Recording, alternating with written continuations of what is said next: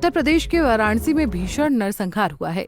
सोमवार को भदैनी इलाके में एक घर से महिला और उसके 3 बच्चों की लाशें मिली। चारों को गोलियां मारी गई थीं। पुलिस ने शवों को बरामद किया, लेकिन महिला के पति का सुराग नहीं लगा।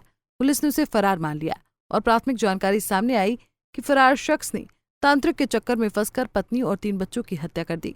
पुलिस फरार पति की तलाश में जुट गई, लेकिन केस पूरी तरह पलट गया जब उस शख्स की भी लाश मिल गई, जिसे पुलिस फरार समझ रही थी।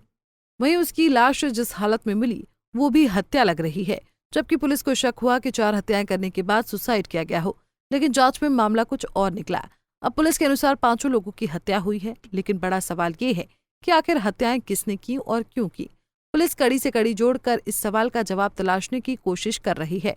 वाराणसी एसपी मोहित अग्रवाल, डीसीपी काशी और डीसीपी वरुणा के नेतृत्व में 5 टीमें केस को सुलझाने में जुटी हैं। खबरों के मुताबिक मृतकों की पहचान 45 वर्षीय राजेंद्र गुप्ता, उसकी 42 साल की पत्नी नीतू गुप्ता, बड़े बेटे 20 वर्षीय नवनेंद्र, 16 साल की बेटी गौरांगी और 15 साल के बेटे सुबेंद्र के रूप में हुई है। पत्नी और तीनों बच्चों की लाशें भदैनी स्थित मकान में मिली।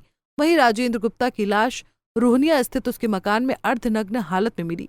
नवनेंद्र बेंगलुरु में मल्टीनेशनल कंपनी में बतौर इंजीनियर काम करता था। सुबेंद्र और गौरांगी दिल्ली पब्लिक स्कूल में पढ़ते थे। 5 की हत्या गोली मारकर की गई। 4 लोगों को सिर, सीने में गोलियां मारी गईं। राजेंद्र की हत्या हुई, पुलिस ऐसा इसलिए कह रही है क्योंकि पुलिस को लगता है कि सुसाइड करने वाला शख्स खुद को 2 गोलियां नहीं मार सकता। हालांकि पुलिस को वारदात में इस्तेमाल हथियार मौके पर नहीं मिला, लेकिन फॉरेंसिक टीम को वारदात स्थल से 3 लोगों के फिंगरप्रिंट मिले हैं, जो मारे गए 5 लोगों में से किसी के नहीं हैं। पोस्टमार्टम में 5 शवों से 7.62 mm की बुलेट मिली है। वारदात स्थल से 13 खोल बरामद हुए हैं। 5 को बहुत करीब से गोलियां मारी गई हैं। खबरों के मुताबिक पुलिस सूत्रों से जानकारी मिली है कि पुलिस को पारिवारिक दुश्मनी में नरसंहार होने का शक है, क्योंकि रिकॉर्ड तलाशने पर पता चला है कि प्रॉपर्टी विवाद में राजेंद्र गुप्ता पर अपने पिता, भाई कृष्णा गुप्ता और एक सिक्योरिटी गार्ड की हत्या करने का आरोप है।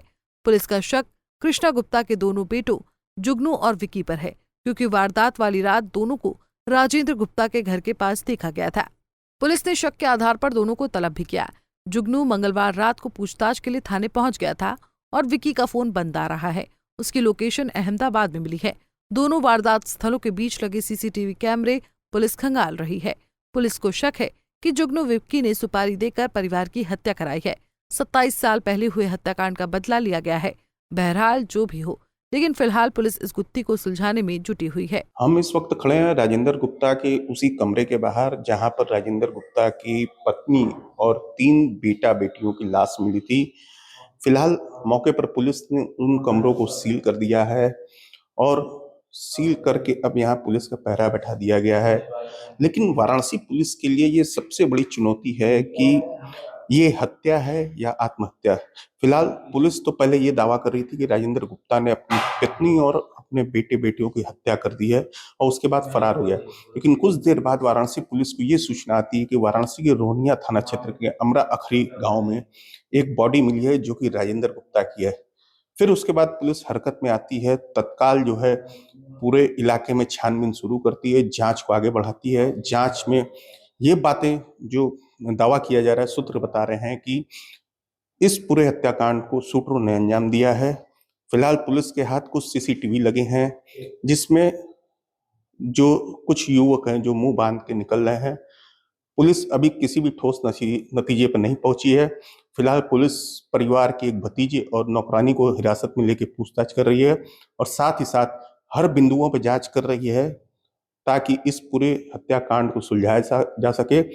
फिलहाल वाराणसी पुलिस के लिए सबसे बड़ी चुनौती अब देखने वाली बात यह होगी कि वाराणसी पुलिस इसका खुलासा कब तक करती है।